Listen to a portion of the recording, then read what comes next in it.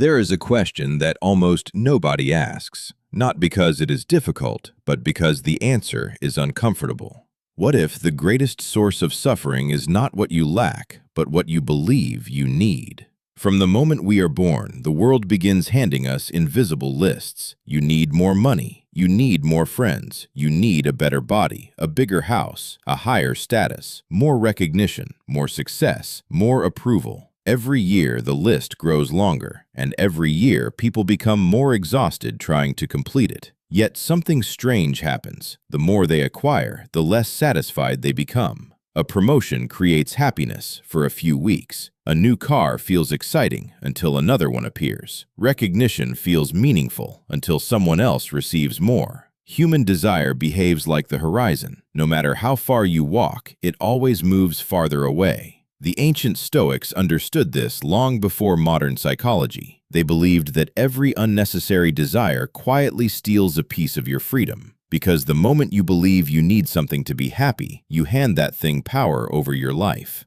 Imagine a king surrounded by unimaginable wealth. Gold fills his palace. Servants obey every command. Thousands admire his authority, yet every night he fears losing it. He distrusts his allies. He suspects betrayal. He worries about enemies. He cannot sleep without wondering whether tomorrow someone stronger will take everything away. Now imagine another man. He owns almost nothing, a small home, simple clothes, enough food for the day. He wakes with the sunrise, walks through olive groves, reads, reflects, laughs with friends, and sleeps peacefully every night. Who is wealthier, the one who possesses everything or the one who fears losing nothing? This question haunted philosophers for centuries. Diogenes shocked the people of Athens because he rejected almost every comfort society admired. He lived with astonishing simplicity. To many, he looked poor. To himself, he was free. Alexander the Great, the most powerful ruler of his time, once visited Diogenes. History tells us that Alexander offered to grant him any wish,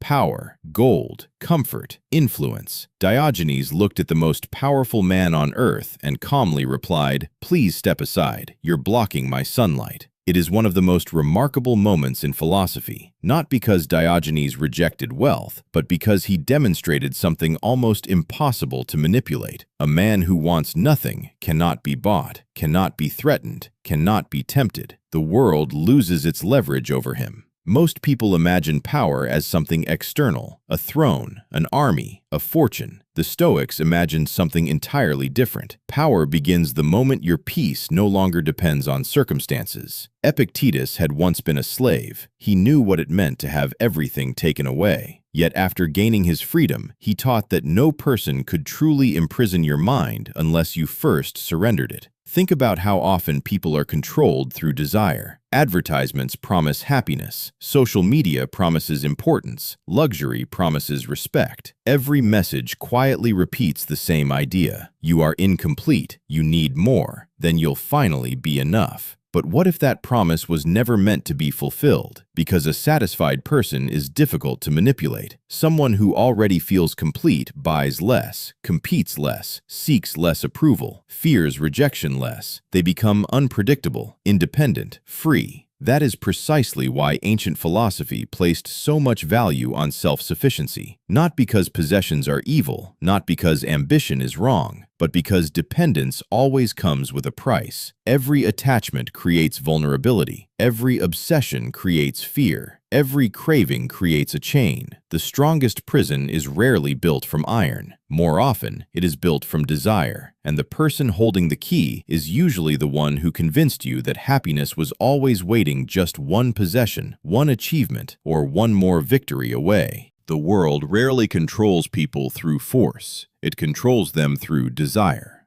This is why manipulation is often invisible. No chains, no prison walls, no commands shouted from above, only carefully placed temptations. Think about how fishermen catch fish. They do not jump into the water and wrestle them. They simply discover what the fish already wants. Then they attach a hook to it. The fish believes it is swimming toward a reward. In reality, it is swimming toward captivity. Human beings are often no different. Our hooks simply look more sophisticated. Recognition, luxury, power, comfort, status, approval. The more desperately we chase these things, the easier it becomes for the world to predict our choices. Sun Tzu understood this over 2,000 years ago. He taught that before defeating an opponent, you must first understand what motivates them, because every motivation creates a weakness. A general obsessed with glory becomes reckless. A ruler obsessed with wealth becomes corrupt. A man obsessed with praise becomes obedient. Their desires quietly become the strings that someone else can pull. Now imagine someone who cannot be tempted, someone who does not need applause to feel valuable, who does not chase admiration to feel complete, who does not panic when comfort disappears. Such a person becomes almost impossible to manipulate, not because they are stronger than everyone else, but because there is nothing to grab. Marcus Aurelius reflected on this constantly. As emperor of Rome, he lived surrounded by luxury that most people could never imagine. Magnificent palaces, precious jewels, lavish feasts, unlimited authority. Yet in his private writings, he reminded himself that none of these things belonged to him forever. They were temporary, on loan from life. One day they would disappear, and when they did, he wanted his peace to remain untouched. This is perhaps one of the greatest exercises in freedom, to enjoy what you have without allowing it to own you. There is nothing wrong with success, nothing wrong with wealth, nothing wrong with beautiful things. The danger begins when your identity becomes attached to them. Because the moment you believe, without this, I am nothing, fear quietly enters your life. Fear of failure, fear of loss, fear of rejection, fear of change. And fear is one of the easiest emotions to manipulate. History is filled with examples. Entire empires have controlled populations by convincing them they were one step away from losing everything. Businesses persuade customers that happiness is only one purchase away. Social circles convince people that acceptance depends on following the crowd. The message is always the same. You still need something. But what if that voice is wrong? Imagine walking through a magnificent palace filled with gold. Every room overflows with treasures. Most people would stop to admire them. Some would dream of owning them. The philosopher notices something else entirely. He asks, if all of this disappeared tomorrow, who would I still be? That question changes everything, because your answer reveals where your true wealth exists, outside yourself or within yourself. The Stoics believed that external possessions should be treated like guests. Welcome them with gratitude, but never beg them to stay. If they leave, wish them well. Your peace should leave with nothing. This is far more difficult than it sounds, because modern culture constantly teaches the opposite. It tells you to build your identity around what can be taken away, around your job, your reputation, your appearance, your followers, your possessions. But everything external obeys one law. It changes. The body grows older. Fortunes rise and fall. Friends come and go. Fame disappears. Opinions change. Nothing outside you remains forever. Only character has the possibility of lasting. Only wisdom becomes stronger with time. Only self-mastery cannot be stolen by another person. Perhaps this is why the ancient philosophers appeared so calm in uncertain times. They had spent years investing in the only place where life could not easily rob them, their own mind. And once your greatest treasure exists within you, the world suddenly discovers something frustrating. It no longer knows how to threaten you.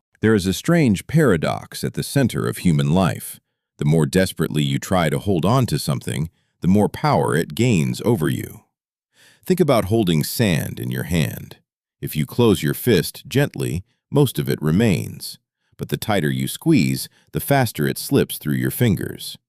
Possessions work this way. Relationships work this way. Status works this way. Even life itself follows this quiet law. The ancient philosophers understood that attachment is not the same as appreciation. You can appreciate something deeply without becoming its prisoner. But once your happiness depends entirely upon it, fear quietly enters your mind. Fear begins asking endless questions. What if I lose this? What if someone takes it away? What if I'm no longer admired? What if people stop loving me? The object itself has not changed, only your relationship with it has. That relationship is what determines whether something becomes a source of peace or a source of suffering. Seneca often reminded his students to mentally rehearse loss, not because he wanted them to become pessimists, Quite the opposite. He wanted them to experience gratitude without dependence. Imagine waking tomorrow and discovering that everything you own has disappeared. Your wealth, your career, your reputation, your social status, even the things you spent years building. Who would remain? That question frightens many people because they have spent so much time constructing an image that they no longer know the person beneath it. Modern society encourages this confusion. It teaches you to introduce yourself through your profession, your achievements, your possessions, your appearance, rarely through your character. Yet none of those things truly belong to you. A career can disappear overnight. Money changes hands. Beauty fades with time. Reputation lives inside other people's minds. You do not own it. You only borrow it. Character is different. No one can purchase your discipline. No one can steal your patience. No one can confiscate your wisdom. These are treasures built from choices repeated over thousands of ordinary days. That is why the Stoics invested almost all of their attention inward. They knew that whatever depends entirely upon the outside world can never provide lasting security. Imagine two travelers crossing the same desert. One carries enormous bags filled with gold. The other carries only water. At the beginning of the journey, the wealthy traveler feels powerful. He laughs at the simplicity of the other man. But as the sun grows hotter, the weight becomes unbearable. Gold cannot satisfy thirst. Eventually, the burden itself becomes the danger. The second traveler reaches the destination first, not because he possessed more, but because he carried only what truly mattered. Life quietly asks us the same question every day. What are you carrying that no longer serves you? Perhaps it is the need to impress strangers. Perhaps it is the endless comparison with other people. Perhaps it is the belief that success will finally make you worthy. Perhaps it is the fear of disappointing everyone around you. Every unnecessary desire adds another stone to the backpack you carry through life. Most people never notice the weight. They simply become exhausted. Then they wonder why peace always feels so far away. The philosophers offered an answer that sounded radical in their own time and still sounds radical today. Reduce your needs, not your dreams. Reduce your dependence, not your ambition. Build a life where your happiness is created by your character, not by your circumstances. Work hard, create beautiful things, pursue excellence, love deeply. But never confuse these gifts with the foundation of your identity, because anything the world gives, the world can eventually take away. Your freedom begins the moment that possibility no longer terrifies you. The man who needs endless approval will always obey the crowd. The man who worships wealth will always fear poverty. The man who builds his identity around power will always fear becoming ordinary. But the person who has learned to find enough within themselves cannot easily be controlled. They cannot easily be bought. They cannot easily be threatened. And they cannot easily be manipulated. Perhaps this is why the greatest philosophers never searched for a life with more possessions. They searched for a life with fewer chains. Because the strongest person is not the one who owns the most. It is the one who has become so deeply rooted within themselves that nothing outside them can decide who they are. And perhaps that is the closest a human being can ever come to true freedom.